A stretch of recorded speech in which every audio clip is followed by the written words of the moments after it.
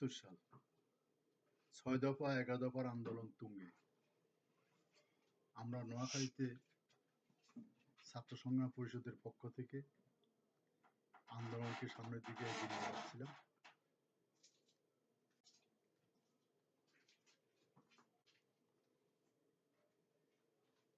এই সংগ্রাম যখন তুঙ্গে, আইয়ুব বিরোধী আন্দোলন, তখন গণজোয়ার সৃষ্টি হয় সারা দেশে।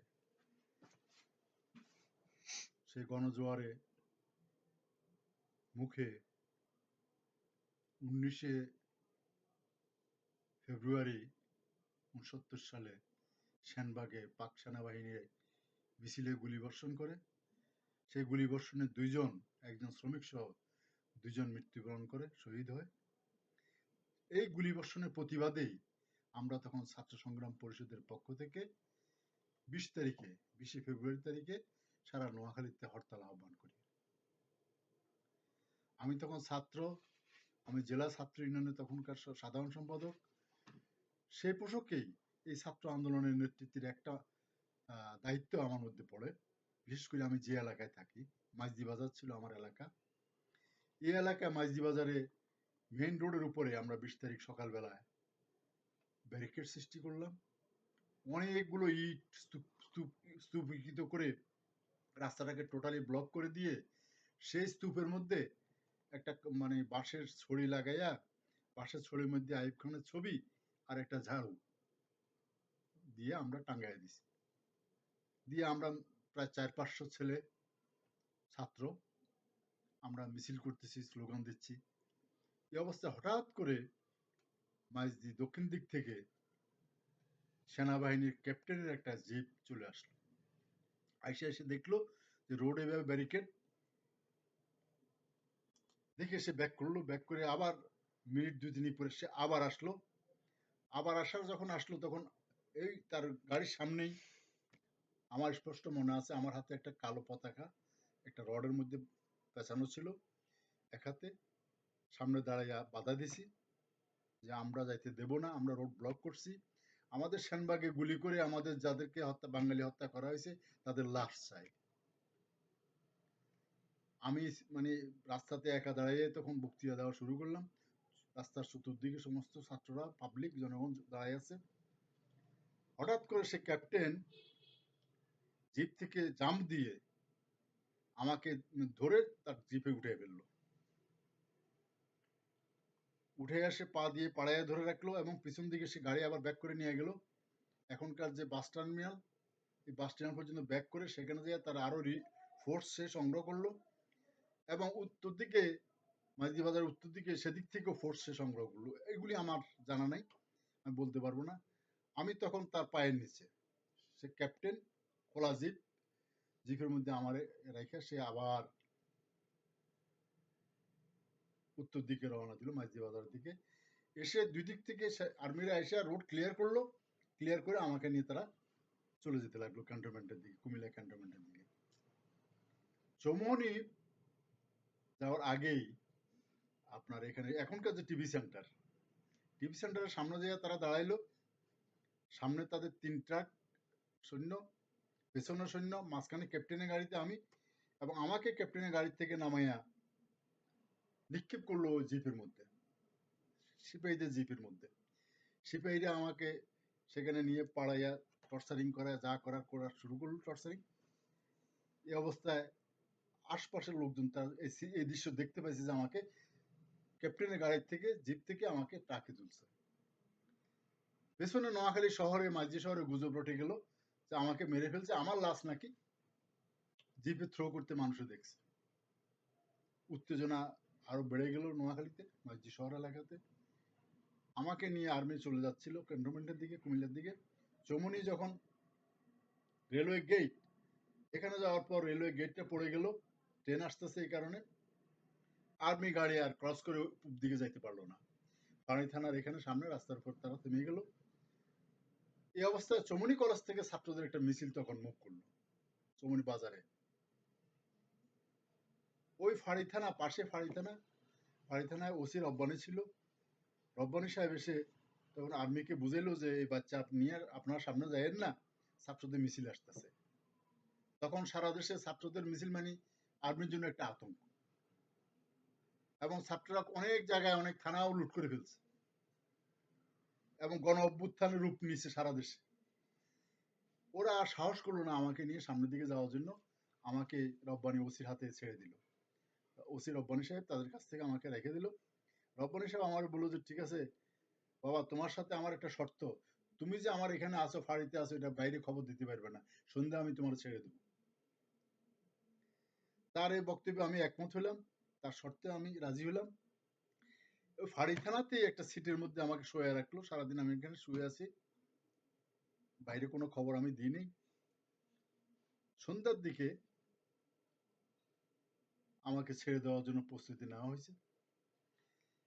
ইতিমধ্যেই দেখা গেল যে বিকাল বেলায় মাইজদি শহরে এখনকার যেটা পাবলিক হেলথ অফিস, এখানে একটা ব্যারাক ফিল্ড ছিল, ব্যারাক মাঠ, এটাকে ব্যারাক মাঠ হিসেবে পরিচিত ছিল।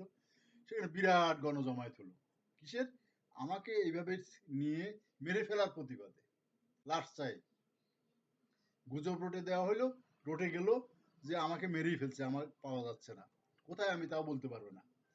আর্মি ক্যান্টনমেন্টও নেয় নেই, কোথাও নেয়, তাইলে আমি নিশ্চয়ই মেরে ফেলা হয়েছে সত্য। এবং পরের দিন দেখা গেলো ওই জনসভাতে আমার মুক্তি দাবি করে রেজলিউশন নেওয়া হলো। পরের দিনে যে ইত্তেফাক, দৈনিক ইত্তেফাক পত্রিকা, আর হেডলাইন হলো নোয়াখালীর এই ঘটনা। সন্ধ্যার পরে আমি তো আছি সে ফাঁড়ি থানাতে।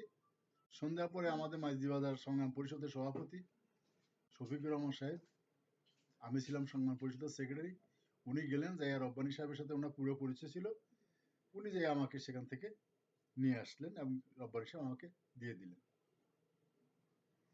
এই ঘটনার পরে নোয়াখালীতে যেটা আমরা দেখছি আন্দোলন সংগ্রামে গণজোয়ার, বাঁধ ভাঙা জোয়ার শুরু হয়ে গেল।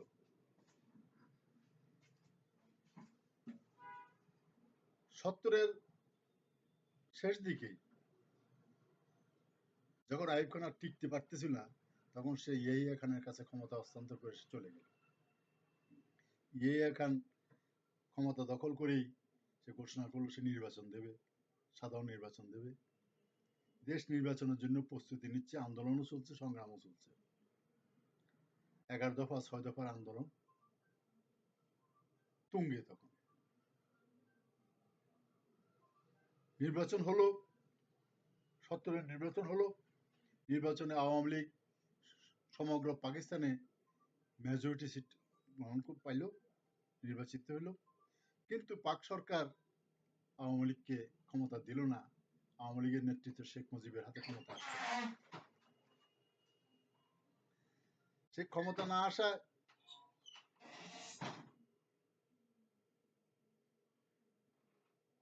বঙ্গবন্ধু শেখ মুজিবের হাতে ক্ষমতা না আসায় তখন আন্দোলনের রূপ ভিন্ন রূপ ধারণ করলো। গোল টেবিল বৈঠক হলো, সেটা ব্যর্থ হলো, কোনোভাবেই আর তার সমাধান হচ্ছে না, তারা ক্ষমতা হস্তান্তর করতেছে না। এমত অবস্থায় 71-এর 7ই মার্চ বঙ্গবন্ধু ঐতিহাসিক ভাষণ দিলেন। রেসকোর্স ময়দানে লক্ষ লক্ষ জনতার সমাবেশে সেই ঐতিহাসিক ভাষণে বাঙালি জাতি ওই দিন স্বাধীনতার আনুষ্ঠানিক ঘোষণার জন্য উদ্গ্রীব ছিল। কিন্তু বঙ্গবন্ধু একজন বিচক্ষণ রাজনৈতিক জাতীয়তাবাদী নেতার মতে বললেন, আমি যদি হুকুম দিবার নাও পারি, তোমাদের যার যা কিছু আছে তাই নিয়ে শত্রুর মোকাবেলা করবে। বঙ্গবন্ধু ভালো করেই বুঝতে পেরেছিলেন যে ওই দিন আনুষ্ঠানিক স্বাধীনতা ঘোষণা করলে পাক বাহিনী বোম্বিং করবে, হাজার হাজার মানুষ মারা যাবে।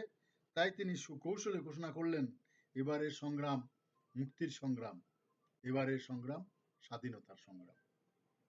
বঙ্গবন্ধুর 7ই মার্চের ভাষণের পর আমরা যুদ্ধের প্রস্তুতি গ্রহণ করতে শুরু করলাম।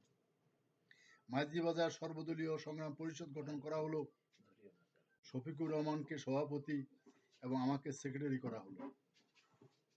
অরুণচন্দ্র হাই স্কুলের একটি কক্ষে মাইজদি বালিকা বিদ্যা নিকেতনের অফিস কক্ষ ছিল। ওই অফিসেই চলতো সর্বদলীয় সংগ্রাম পরিষদের কার্যক্রম। অরুণ স্কুলের স্কাউট লিডার আজিজের সহায়তায় আমরা শিক্ষক নির্মলচন্দ্র কুরির কাছ থেকে স্কাউটের ড্যামি রাইফেলগুলো সংগ্রহ করলাম। অরুণ স্কুলের মাঠেই ডেমি রাইফেল দিয়ে প্রশিক্ষণ শুরু করা হলো। সর্বদলীয় মিছিলে পুরোভাগে ডেমি রাইফেল হাতে থাকতাম আমরা। স্লোগান উঠত বীর বাঙালি, অস্ত্র ধরো, বাংলাদেশ স্বাধীন করো। জয় বাংলা, জয় বাংলা। শফিকুর রহমানের সাথে এক পর্যায়ে আমাদের মতবিরোধ দেখা দিলে আমরা ন্যাপ ও ছাত্র ইউনিয়নের কর্মীরা সংগ্রাম পরিষদ অফিস ছেড়ে দিয়ে মাইজদি বাজারের তৎকালীন ভুলুয়া কাছারির একটি খালি টিনশেড ঘরে গণবাহিনী নাম দিয়ে পৃথক অফিস স্থাপন করি। আমরা ঘরে ঘরে গিয়ে যুদ্ধের সময় আত্মরক্ষার মহড়া ও প্রশিক্ষণ দিতে থাকি এবং জনগণকে যুদ্ধের জন্য প্রস্তুত করতে থাকি। আন্দোলন সংগ্রাম যখন স্বতঃস্ফূর্ত জনস্রোতে রূপ নিল, তখন সেই গণজোয়ারের ঢেউ সামাল দিতে না পেরে প্রেসিডেন্ট ইয়াহিয়া গোলটেবিল বৈঠকের নাটকের ইতি টানে 25শে মার্চের কালো রাতে সেনাবাহিনীকে বাঙালি জাতির উপর লেলিয়ে দেয়। ঢাকার রাজারবাগ পুলিশ লাইন আক্রমণ করে অসংখ্য বাঙালিকে হত্যা করা হয়। বঙ্গবন্ধু এহেন পরিস্থিতিতে ওয়্যারলেস মেসেজে পাঠিয়ে এবং জেলা প্রশাসকদের নিকট টেলিগ্রাম মেসেজ পাঠিয়ে 1971 সালের 26শে মার্চ তারিখে বাংলাদেশের আনুষ্ঠানিক স্বাধীনতা ঘোষণা করেন। বঙ্গবন্ধু 1970 সালে পাকিস্তানের নির্বাচনে সংখ্যাগরিষ্ঠ আসনে জয়লাভ করে তিনি ছিলেন একমাত্র বৈধ নেতা এবং তার দ্বারা আনুষ্ঠানিক স্বাধীনতা ঘোষণা করাই ছিল পৃথিবীর সকল দেশের নিকট গ্রহণযোগ্য।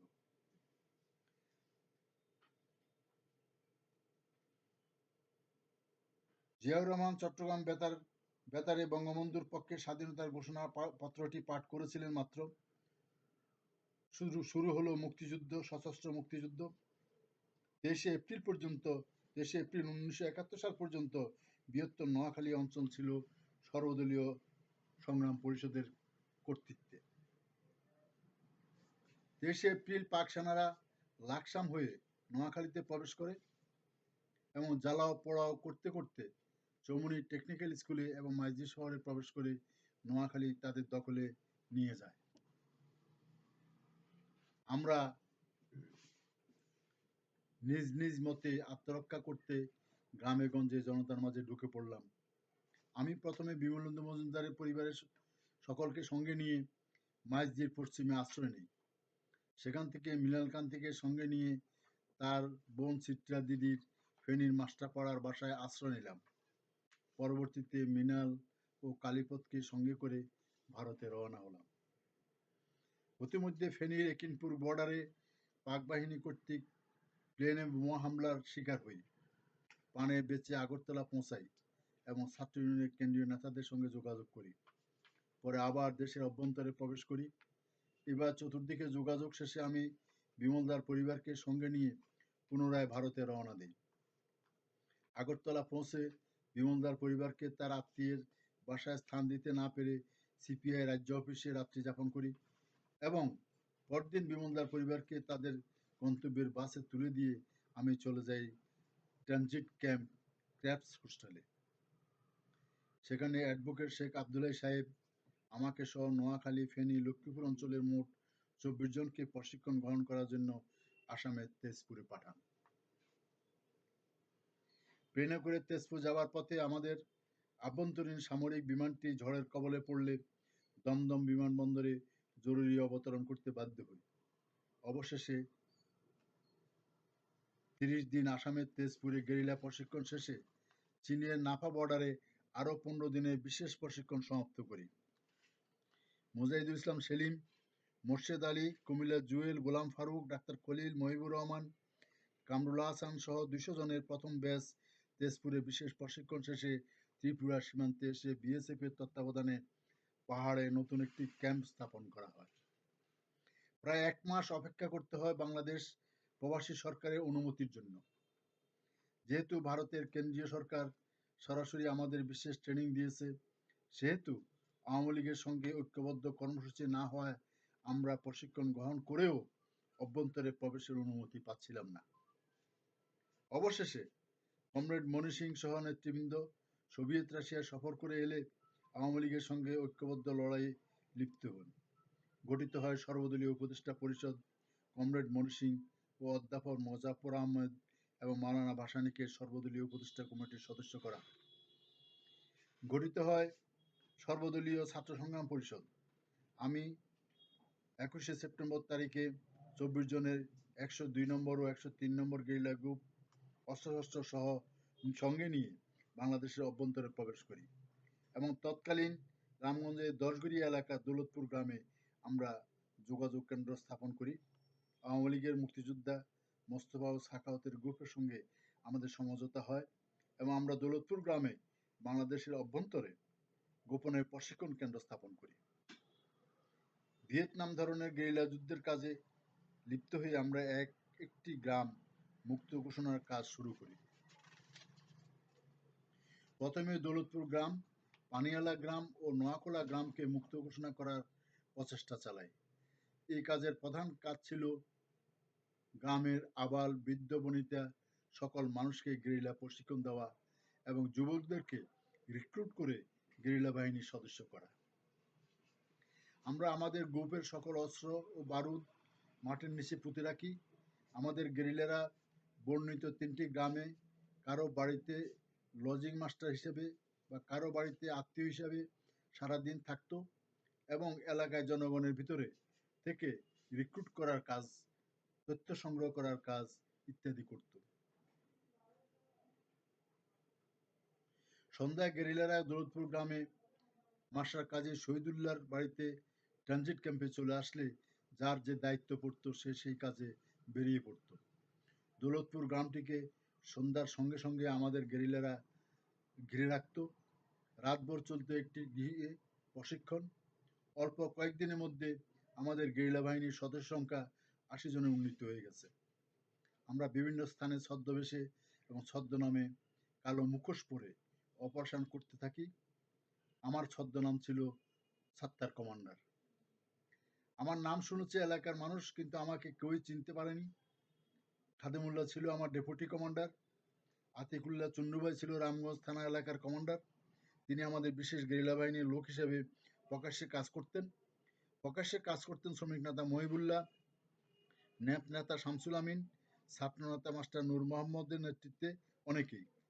যুদ্ধ চলছে। অন্যান্য গ্রুপের মুক্তিযোদ্ধারা যে কৌশলে কাজ করত, আমরা সেই কৌশলে কাজ করিনি। আমাদের লক্ষ্য ছিল দীর্ঘমেয়াদী যুদ্ধ চলবে, আমাদের শক্তি বাড়াতে হবে। তাই আমরা বিভিন্ন স্থানে যোগাযোগ স্থাপন করে সংগঠিত হতে লাগলাম। ইনফরমার নিয়োগ করে আমাদের সমর্থক ছাত্রকর্মীদেরকে আমরা কাজে লাগালাম। আমাদের বিশেষ গেরিলা বাহিনীর সঙ্গে যুক্ত করতে লাগলাম। সম্ভব হলে রিক্রুট করে আরও ভালো প্রশিক্ষণ গ্রহণের জন্য বিভিন্ন গ্রুপকে ভারতে প্রশিক্ষণে পাঠাতে লাগলাম। ইতিমধ্যে ভারত হতে প্রশিক্ষণ শেষে দ্বিতীয় ব্যাচ, তৃতীয় ব্যাচ দেশের অভ্যন্তরে প্রবেশ করে এবং আঞ্চলিক কমান্ডার হিসেবে আমার সঙ্গে যোগাযোগ স্থাপন করে। আমরা ভিয়েতনামের কৌশলে গেরিলা যুদ্ধের প্রশিক্ষণ গ্রহণ করে আয়ত্ত করতে শুরু করি। আমি ফেনী, লক্ষ্মীপুর, নোয়াখালী এলাকা নিয়ে গঠিত আমাদের বিশেষ গেরিলা বাহিনীর আঞ্চলিক কমান্ডারের দায়িত্ব পালন করতে থাকি। সুবেদার লুৎফুর রহমান এফএফ বাহিনীর সঙ্গে আমার বাহিনীর কোড বিনিময় হয় এবং আমরা কমান্ডার পর্যায়ে বহুবার গোপনে বৈঠকে মিলিত হই। ফেনীতে মীর হোসেন মিরুর কমান্ডে একটি গ্রুপ আমাদের বাহিনীতে কাজ করতে থাকে। কাজিরহাট এলাকায় আব্দুর রাজ্জাকের কমান্ডে একটি গ্রুপ কাজ করে। বজরা সোনাপুর এলাকায় আকম খোরশেদ আহমদের কমান্ডে একটি গ্রুপ কাজ করে। মিরওয়াশপুরে একটি গ্রুপ কাজ করে। বাংলা বাজার গোপালপুরে একটি গ্রুপ কাজ করে। মাঝিতে একটি ছোট্ট গ্রুপ কাজ করে। কোম্পানিগঞ্জে শফিকুর রহমানের কমান্ডে আমাদের একটি গ্রুপ কাজ করে। এভাবে দিন দিন আমাদের শক্তি বৃদ্ধি করতে থাকি। রামগঞ্জ বাজার ঘেরাও করে মুক্তিযোদ্ধারা সম্মুখ যুদ্ধ শুরু করে, কিন্তু বেশ কিছুদিন প্রকাশ্যে যুদ্ধ করেও রাজাকার মিলিশিয়াদেরকে পরাস্ত করা সম্ভব হয়নি। আমরা প্রস্তাব করেছিলাম, কই কিছু তাই এনে দেয় আমি কার হয়ে গিয়া পড়ি এর কই আমি তো অফ হয়ে আছে, অফ হয়ে আছে। আর শোনো,